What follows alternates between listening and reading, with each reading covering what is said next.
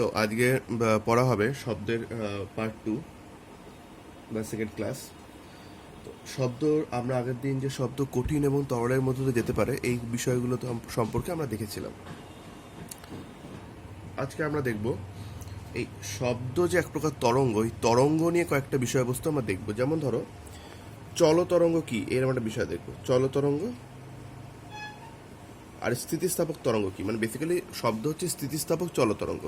তো আমরা দুটোরই দেখবো যে স্থিতিস্থাপক তরঙ্গ বলতে কি বোঝায় আর চলতরঙ্গ বলতে কি বোঝায়। চলতরঙ্গ বলতে কি বোঝায় দেখো, ধরো এই যে অনেকগুলো কার্ড এরকমভাবে পরপর রাখা আছে, তো এবারে কি করা হলো, এই প্রথম কার্ডটাকে ধাক্কা দিয়ে দেওয়া হলো। তাহলে প্রথম কার্ডটাকে ধাক্কা দিলে পরপর প্রত্যেকটা কার্ডে কি হবে, এইভাবে পড়ে যাবে। তাহলে দেখো ব্যাপারটা কিরকম ভাবে, মানে এই তরঙ্গটা কিভাবে এগোলো, মানে প্রথম মানে এই ফার্স্ট থেকে ধাক্কার যে তরঙ্গ সেটা লাস্ট অব্দি গেল, কিভাবে এগোলো প্রসেসটা দেখো। এই প্রথম কার্ডটা দ্বিতীয় কার্ডটাকে ধাক্কা দিল, দ্বিতীয় কার্ডটা তৃতীয় কার্ডটাকে ধাক্কা দিল, তৃতীয়টা চতুর্থটাকে ধাক্কা দিল, চতুর্থটা পঞ্চমটাকে ধাক্কা দিল। এইভাবে আস্তে আস্তে ধাক্কাটা কিন্তু শেষ পর্যন্ত অগ্রসর হলো। এখানে কিন্তু এরকম হয়নি যে প্রথম কার্ডটা গিয়ে লাস্ট কার্ডটাকে ফেলে এসছে, তা কিন্তু হয়নি। প্রথম কার্ডটা সেকেন্ড কার্ডটাকে ধাক্কা দিচ্ছে, সেকেন্ডটা থার্ডটাকে ধাক্কা দিচ্ছে, এইভাবে কিন্তু তরঙ্গটা অগ্রসর হয়েছে। এই ধরনের তরঙ্গকে বলা হয় চলতরঙ্গ। চলতরঙ্গ মানে হচ্ছে যেখানে মাধ্যমের কণাগুলো স্থানচ্যুত হবে না, ঠিক আছে না, কোনোভাবে মাধ্যমের কণাগুলি যে মাধ্যম, মানে এখানে কার্ডগুলি হচ্ছে মাধ্যমের কণাগুলি কিন্তু স্থানচ্যুত হবে না বা এক জায়গা থেকে আরেক জায়গায় সরে যাবে না, কিন্তু শক্তিটা শুধুমাত্র সঞ্চালন হবে। দেখো শক্তিটা প্রথম থেকে লাস্ট পর্যন্ত গেছে, কিন্তু কার্ডগুলি কিন্তু নিজের জায়গাতে কোনো রকম সঞ্চালন হয়নি। এই ধরনের তরঙ্গ বা এই ধরনের ওয়েভকেই বলা হয় চলতরঙ্গ, ঠিক আছে না, চলতরঙ্গ। তো চলতরঙ্গের সংজ্ঞাটা পড়বে, ফার্স্ট কোয়েশ্চেন লেখো চলতরঙ্গ কি। নেক্সট আমরা চলে আসি স্থিতিস্থাপক তরঙ্গ, ঠিক আছে না। স্থিতিস্থাপক তরঙ্গ একই ব্যাপার, মানে ধরো শব্দ কিভাবে প্রবাহিত হয় আমি একটা উদাহরণ দিয়ে দেখাই। ধরো এটা একটা স্পিকার, এবার এই স্পিকার থেকে শব্দ তৈরি হচ্ছে। এই শব্দ কি করে, এই যে বায়ুর যে কণাগুলো থাকে এগুলোকে কম্পিত করে, ঠিক আছে না, এগুলোর মধ্যে কম্পন সৃষ্টি করে। এই কম্পনটা পরবর্তী কণায় সঞ্চালিত হয়, মানে পাশের কণাকে কম্পিত করে, তারপরে পাশের কণাকে কম্পিত করে, এবং তারপরে পাশের কণাকে কম্পিত করে। এইভাবে বায়ুর কণাগুলো একটার কম্পন পাশেরটার মধ্যে, পাশেরটার কম্পন তার পাশেরটার মধ্যে, তার পাশেরটার কম্পন, এইভাবে কম্পনটা কিন্তু একটা কণা থেকে আরেকটা কণায় সঞ্চারিত হয়। অর্থাৎ জড় মাধ্যমের অণুগুলির সমষ্টি কম্পনের ফলে আন্দোলন মাধ্যমের মধ্য দিয়ে অগ্রসর হয়, মানে সবাই কম্পিত হয়, এর ফলে মাধ্যমের মধ্য দিয়ে অগ্রসর হয়, যেমন শব্দ, ঠিক আছে না। এখানেও কিন্তু চলতরঙ্গের বৈশিষ্ট্য ফলো করে, কেন কি না কোনো অণুই কিন্তু জায়গা পরিবর্তন করে না, মানে এই অণুকে কিন্তু এই অণুকে কম্পিত করে না, এই অণুটা কি করে এই অণুটাকে কম্পিত করে, সে কি করে তার পাশেরটাকে করে, সে তার পাশেরটাকে করে, এইভাবে আস্তে আস্তে কম্পনটা সঞ্চালিত হয়। তো এই ধরনের মোশনকে বলা হয় বা এই ধরনের ওয়েভকে বলা হয় স্থিতিস্থাপক চলতরঙ্গ। তাহলে তোমরা স্থিতিস্থাপক তরঙ্গ কাকে বলে এটাও কিন্তু আলাদা করে সংজ্ঞা আকারে দেখবে। নেক্সট স্থিতিস্থাপক তরঙ্গের বৈশিষ্ট্যগুলো দেখবে। স্থিতিস্থাপক তরঙ্গ চলার জন্য কোনো জড় মাধ্যমের প্রয়োজন, কারণ মাধ্যম কম্পিত না হলে স্থিতিস্থাপক তরঙ্গ চলতে পারে না। তাই স্থিতিস্থাপক তরঙ্গ চলার জন্য কোনো একটি জড় মাধ্যমের প্রয়োজন। নাম্বার 2, মাধ্যমের কণাগুলি স্থানচ্যুত না হয়ে শুধুমাত্র মানে শক্তিটাকে সঞ্চালিত করে। এদের প্রত্যেকের মধ্যে যান্ত্রিক শক্তি রয়েছে, সেই শক্তিটাকে পরবর্তী কণায় সঞ্চালিত করে, এটা একটা বৈশিষ্ট্য। আর একটি নির্দিষ্ট বেগে একটি অগ্রসর হয়, নির্দিষ্ট বেগ নিয়ে অগ্রসর হয়, এবং এই ধরনের তরঙ্গের প্রতিফলন প্রতিসরণ ব্যতিচার দেখতে পাওয়া যায়। দেখো শব্দের প্রতিফলন দেখতে পাওয়া যায়, কারণ বড় পাহাড়ের সামনে দাঁড়িয়ে কথা বললে সেই শব্দটা বারবার ইকো হয়, ফিরে আসে, এই ধরনের ব্যাপারটাই কিন্তু প্রতিফলন। তাহলে প্রতিফলন এই দেখা যায়, এটা আমরা জানলাম, কিন্তু প্রতিসরণ আর ব্যতিচার সম্পর্কে আপাতত তোমাদের নেই, এটা তোমরা আপাতত মানে নামটা জেনে রাখবে, পরে তোমরা ক্লাস 10-এ উঠে এগুলো সম্পর্কে জানতে পারবে। তাহলে নেক্সট কোয়েশ্চেন লেখো, স্থিতিস্থাপক তরঙ্গের বৈশিষ্ট্যগুলি লেখো। নেক্সট কোয়েশ্চেন, স্থিতিস্থাপক তরঙ্গের বৈশিষ্ট্যগুলি লেখো। এরপরে দেখো এই যে তরঙ্গ, এই তরঙ্গ দুই প্রকারের হয়, মানে তরঙ্গ অগ্রসরের গতিপথ অনুসারে তরঙ্গ দুই প্রকারের। প্রথমটাকে বলা হয় অনুদৈর্ঘ্য তরঙ্গ, আর পরেরটাকে বলা হয় তির্যক তরঙ্গ। তাহলে অনুদৈর্ঘ্য তরঙ্গ ও তির্যক তরঙ্গ কি? দেখো অনুদৈর্ঘ্য তরঙ্গ কি, ধরো একটা স্প্রিং,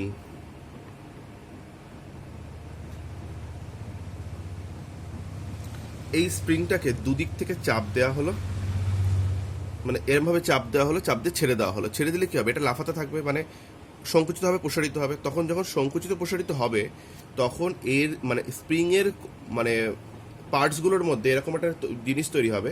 দেখো কিছু কিছু পার্টস খুব কাছাকাছি চলে আসবে এরমভাবে, আর কিছু কিছু অংশ খুব দূরে দূরে থাকবে, আবার কিছু কিছু অংশ কাছাকাছি চলে আসবে,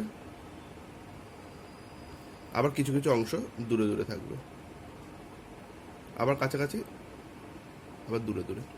অর্থাৎ স্প্রিংয়ের মধ্যে একটা ওয়েভ তৈরি হবে, ঢেউ তৈরি হবে বা তরঙ্গ তৈরি হবে, যে তরঙ্গটা স্প্রিংয়ের দৈর্ঘ্য বরাবর অগ্রসর হবে। দেখো স্প্রিংটাই এখানে কিন্তু মাধ্যম, কেন কি স্প্রিংটার মধ্য দিয়েই তরঙ্গটা অগ্রসর হচ্ছে, এবং মাধ্যমটাও আছে সোজাসুজি, তরঙ্গ অগ্রসর হচ্ছে সোজাসুজি মানে ওপর নিচে, মানে স্প্রিংয়ের দৈর্ঘ্য বরাবর সংকোচন প্রসারণটা হচ্ছে। অর্থাৎ দৈর্ঘ্য বরাবর যেহেতু সংকোচন প্রসারণ হচ্ছে, তাই এই তরঙ্গটাকে বলা হয় অনুদৈর্ঘ্য তরঙ্গ। যেহেতু দৈর্ঘ্য বরাবর এখানে সংকোচন প্রসারণটা হয়, মাধ্যম বরাবরই হয়, এই জন্য একে দৈর্ঘ্য বরাবর হওয়ার জন্য বা দৈর্ঘ্যের সমান্তরালে হওয়ার জন্য একে বলা হয় অনুদৈর্ঘ্য তরঙ্গ। এরকম অনুদৈর্ঘ্য তরঙ্গের উদাহরণ হচ্ছে শব্দ তরঙ্গ। শব্দ তরঙ্গ এক প্রকার অনুদৈর্ঘ্য তরঙ্গ।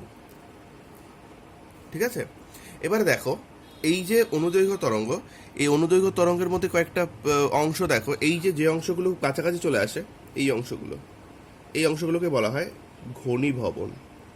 এটা একটু জেনে রাখতে হবে, সরি।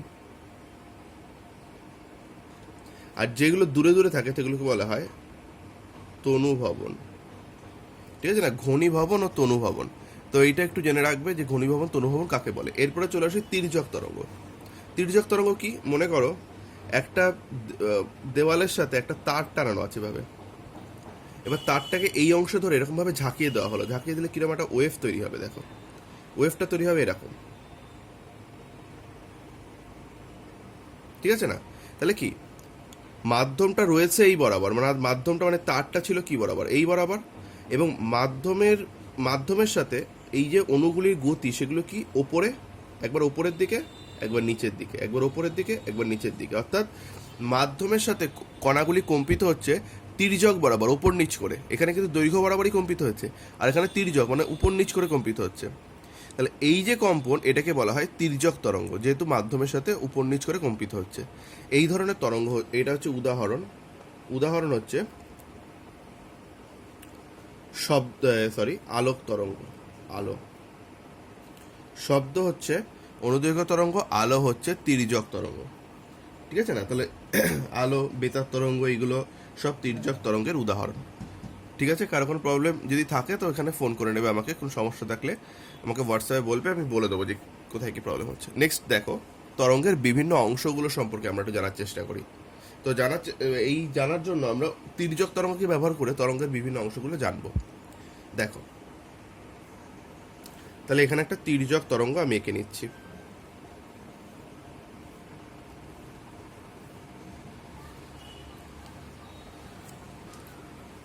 ঠিক আছে, তো তরঙ্গটা এঁকে নিয়ে তরঙ্গের বিভিন্ন অংশগুলো সম্পর্কে একটু বলে দিই।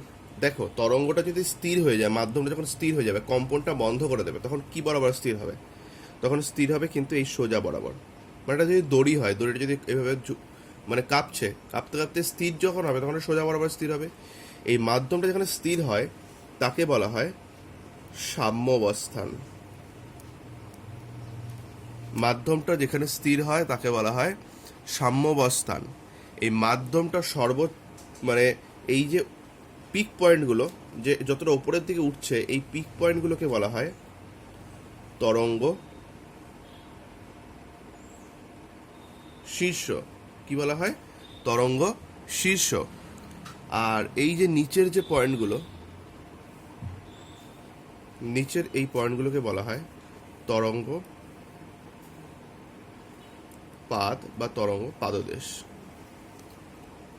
তো এবারে দেখো এর বিভিন্ন অংশগুলো সম্পর্কে আমরা একটু মানে এই দেখে নিলাম, এরপর আমরা পুরোপুরি টপিকে চলে আসছি, যেমন তরঙ্গের বিস্তার। আচ্ছা, তার আগে কোয়েশ্চেনটা এখানে বলা হয়নি, কোয়েশ্চেনটা লিখে নাও। অনুদৈর্ঘ্য তরঙ্গ, তির্যক তরঙ্গ কি? উদাহরণ দাও। অনুদৈর্ঘ্য তরঙ্গ ও তির্যক তরঙ্গ কি? উদাহরণ দাও।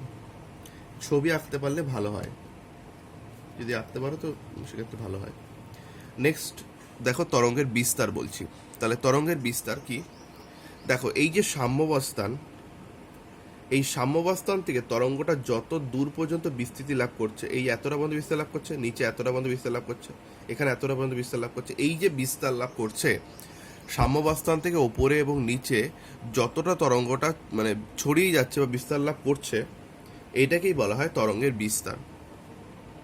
তাহলে নাম্বার 1 কোয়েশ্চেন, তরঙ্গের বিস্তার কি? নেক্সট হচ্ছে তরঙ্গ দৈর্ঘ্য। দেখো তরঙ্গ দৈর্ঘ্য কি? এই যে একটা তরঙ্গ শীর্ষ আর এই যে আরেকটা তরঙ্গ শীর্ষ, এর মধ্যবর্তী দূরত্বকে তরঙ্গ দৈর্ঘ্য বলা যেতে পারে। অথবা এই যে একটা তরঙ্গ পাদ আর এই যে পরবর্তী তরঙ্গ পাদ, এর দূরত্বকেও তরঙ্গ দৈর্ঘ্য বলা যেতে পারে। তো আমরা এইভাবে না বলে বিষয়টাকে এইভাবে বলতে পারি যে সমদশা সম্পন্ন দুটি বিন্দুর মধ্যে দূরত্বই হচ্ছে তরঙ্গ দৈর্ঘ্য। সমদশা মানে দুটো তরঙ্গ শীর্ষ অথবা দুটো তরঙ্গ পাদ, তাহলে এগুলো হচ্ছে তরঙ্গ দৈর্ঘ্য। তরঙ্গ দৈর্ঘ্যকে প্রকাশ করা হয় ল্যামডা নামক ওয়ার্ড দ্বারা, এবং এর একক হচ্ছে সেন্টিমিটার অথবা মিটার, সিজিএস প্রতি সেন্টিমিটার অথবা এসআই পদ্ধতিতে মিটার। তাহলে তরঙ্গ দৈর্ঘ্য কি এটা একটু দেখে নেবে। আচ্ছা, তরঙ্গ দৈর্ঘ্য আরেকটা জিনিস বলে দিই তরঙ্গ দৈর্ঘ্য সম্পর্কে। আমরা তো সংজ্ঞাটা দেখলাম যে সমদশা সম্পন্ন দুটি বিন্দুর মধ্যে দূরত্বই তরঙ্গ দৈর্ঘ্য। কিন্তু তরঙ্গ দৈর্ঘ্যকে আরেকভাবেও মানে ডেফিনেশন করা যায়, সেটা হচ্ছে এই যে একটা তরঙ্গ শীর্ষ থেকে পরবর্তী তরঙ্গ শীর্ষ পর্যন্ত একটা পূর্ণ কম্পন, ঠিক আছে না? একটা তরঙ্গ শীর্ষ থেকে পরবর্তী তরঙ্গ শীর্ষ পর্যন্ত পূর্ণ কম্পন, বা একটা তরঙ্গ পাত থেকে পরবর্তী তরঙ্গ পাত পর্যন্ত পূর্ণ কম্পন, যে কোনো একটা পূর্ণ কম্পন আমরা ধরতে পারি। ধরো তরঙ্গ শীর্ষ থেকে পরবর্তী তরঙ্গ শীর্ষ পর্যন্তই পূর্ণ কম্পন, তাহলে বলা যেতে পারে একটা পূর্ণ কম্পনের শব্দ যতটা দূরত্ব যায়, এই যে পূর্ণ কম্পনটা, এই একটা পূর্ণ কম্পনের শব্দ কতটা গেছে, এই এতটা গেছে। একটা পূর্ণ কম্পনের শব্দ যত দূরত্ব যায় তাকেও কিন্তু তরঙ্গ দৈর্ঘ্য বলা যায়। এই সংখ্যাটা মাথায় রেখো, এই পরে কাজে লাগবে। এমনি তোমার ওই আগের সংখ্যাটা বললেই হবে, কিন্তু এটাও তোমরা মাথায় রেখো যে একটা পূর্ণ কম্পনের যত দূরত্ব যায় তাকেই তরঙ্গ দৈর্ঘ্য বলা হয়। কার কোনো প্রবলেম থাকলে বলবে। আচ্ছা, নেক্সট হচ্ছে, আচ্ছা তরঙ্গ দৈর্ঘ্য কাকে বলে, এর চিহ্ন ও একক লেখো। পরে কোশ্চেন লেখো তরঙ্গ দৈর্ঘ্য কাকে বলে, এর চিহ্ন ও একক লেখো। নেক্সট হচ্ছে পর্যায়কাল। পর্যায়কাল কি? দেখো এই একটা পূর্ণ কম্পনে যে সময় লেগেছে, ধরো একটা পূর্ণ কম্পনে যদি 1 সেকেন্ড সময় লাগে, সেটাই হচ্ছে পর্যায়কাল। একটা পূর্ণ কম্পনে যে সময় লাগে তাকেই বলা হয় পর্যায়কাল, যাকে আমরা টি দ্বারা ডিনোট করি এবং একক হচ্ছে সেকেন্ড। তাহলে একটা পূর্ণ কম্পনে যে সময় লাগে তাকেই বলা হয় পর্যায়কাল। আর কম্পাঙ্ক কি? 1 সেকেন্ডে যতগুলি পূর্ণ কম্পন হয়, দেখো 1 সেকেন্ডে এই একটা হয়েছে, এই একটা, মনে করো এই দুটো পূর্ণ কম্পন হয়েছে 1 সেকেন্ডে, তাহলে এটাকেই বলা হবে কম্পাঙ্ক। 1 সেকেন্ডে যতগুলি পূর্ণ কম্পন হয় তাকে বলা হয় কম্পাঙ্ক, যাকে এন দ্বারা ডিনোট করা হয় এবং একক হচ্ছে হার, যেটা আমরা আগের ক্লাসেও দেখেছি। এটা আরেকবার একটু দেখে নেবো এখান থেকে। আর তরঙ্গ বেগ মানে হচ্ছে প্রতি সেকেন্ডে তরঙ্গটা যে দূরত্ব যাচ্ছে, এটার ওপর নিচ ব্যাপার নয়, এটা সোজা যে দূরত্ব যাচ্ছে। ধরো 1 সেকেন্ডে 1 মিটার দূরত্ব যাচ্ছে, তাহলে সেটাই হবে তরঙ্গ বেগ। তাহলে তরঙ্গ বেগকে আমরা ভি দ্বারা ডিনোট করব, ঠিক আছে? তো একক তো বেগের যে একক হয় সেটা একক হবে। তাহলে প্রত্যেকটা সংজ্ঞার কোয়েশ্চেনগুলো লিখে নাও। তরঙ্গ দৈর্ঘ্য কাকে বলে, একক চিহ্ন লেখো। নেক্সট পর্যায়কাল কাকে বলে, একক ও চিহ্ন লেখো। কম্পাঙ্ক কাকে বলে, একক ও চিহ্ন লেখো। এবং তরঙ্গ বেগ কাকে বলে, একক ও চিহ্ন লেখো। ঠিক আছে? তো তাহলে এবারে আমরা একটা সম্পর্ক নির্ণয় করব কার কার মধ্যে, এই পর্যায়কাল, কম্পাঙ্ক আর তরঙ্গ বেগের মধ্যে। দেখো কিভাবে বের করা যায়। তাহলে প্রথমে যেটা আমরা করছি সেটা হচ্ছে তরঙ্গ বেগ কমা তরঙ্গ দৈর্ঘ্য ও কম্পাঙ্কের মধ্যে সম্পর্ক প্রতিষ্ঠা করছি, ঠিক আছে না? তরঙ্গ বেগ, তরঙ্গ দৈর্ঘ্য, কম্পাঙ্কের মধ্যে সম্পর্ক প্রতিষ্ঠা করছি। মনে করি তরঙ্গ বেগ হচ্ছে ভি, মনে করি তরঙ্গ বেগ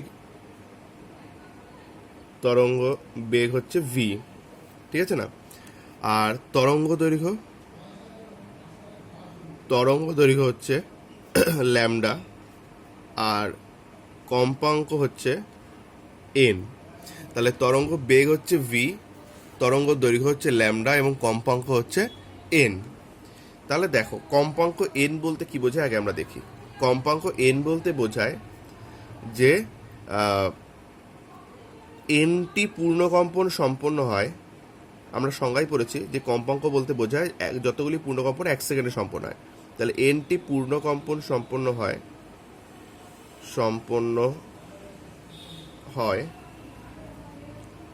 1 সেকেন্ডে।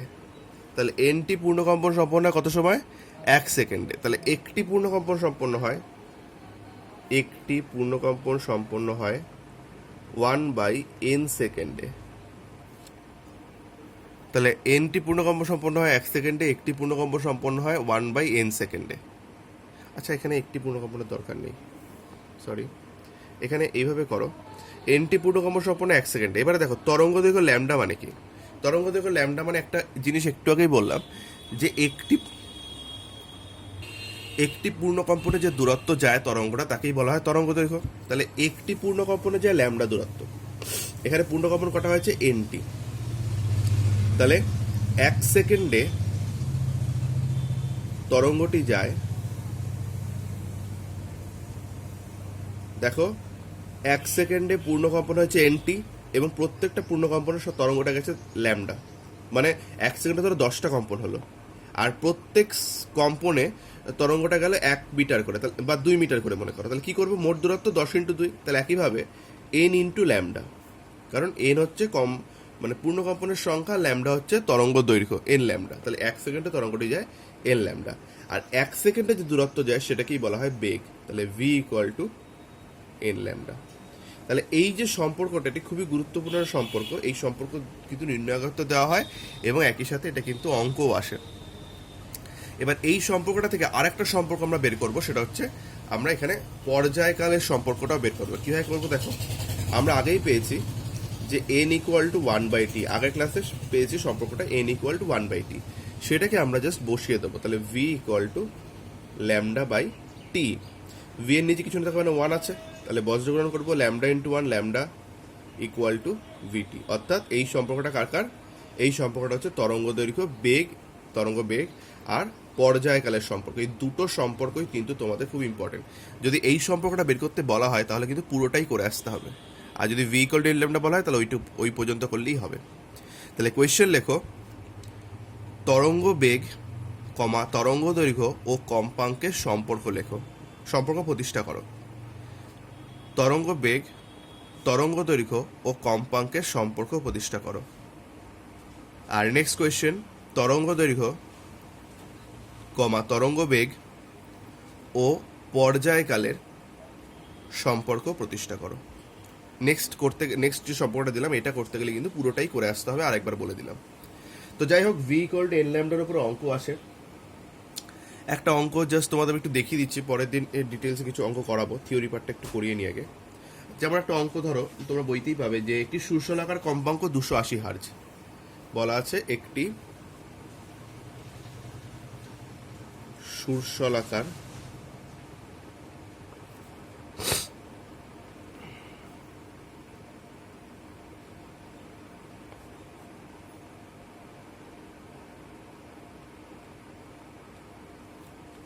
কম্পাঙ্ক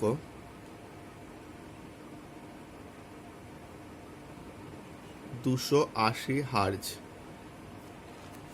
একটি শীর্ষলাকার কম্পাঙ্ক 280 হার্জ। আচ্ছা, আর তরঙ্গ দৈর্ঘ্য 0.8 মিটার। তরঙ্গ দৈর্ঘ্য 0.8 মিটার দিয়ে বলছে শব্দের বেগ কত।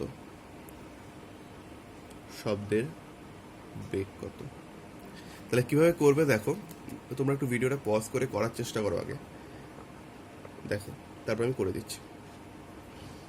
কম্পাঙ্ক 280 হার্জ, তার মানে কম্পাঙ্ক সেটা কি এভাবে লিখে নিতে হবে, এটা এন। এই হার্জটা কিন্তু এসআই একক, আগেই বলে দিই। তো এটা কিন্তু মিটারে আছে বলে অসুবিধা নেই, যদি সেন্টিমিটারে থাকতো মিটারে করে নিতে হতো। আর তরঙ্গ দৈর্ঘ্য সেটা কিনা ল্যামডা ইকুয়াল টু 0.8 মিটার। তাহলে শব্দের বেগ V equal to question mark, formula হচ্ছে V equal to N lambda. তাহলে ভি ইকুয়াল টু এন এর মান হচ্ছে 280 ইন্টু 0.8। আবারও বলছি, এটা মিটার আছে বলে অসুবিধা নেই, সেন্টিমিটার থাকলে কিন্তু মিটারে করে নিতে হতো। এটা গুণ করবে, 10 আসবে, 0 0 কাটবে, এটা গুণ করলে চলে আসবে 224, যেহেতু এসআই পদ্ধতিতে করা হয়েছে, বেগের একক এসআই পদ্ধতিতে মিটার পার সেকেন্ড। তো এইভাবে এই ধরনের কিছু অঙ্ক আসে, মানে তোর কখনো বেগ বের করতে বলতে পারে, কখনো তরঙ্গ দৈর্ঘ্য বের করতে বলতে পারে, কখনো কম্পাঙ্ক বের করতে বলতে পারে। তো এই অঙ্কগুলো একটু বই থেকে তোমরা দেখে নিও। তো ঠিক আছে, এই পর্যন্ত থাকলো। কোনো সমস্যা হলে আমার সাথে যোগাযোগ করো।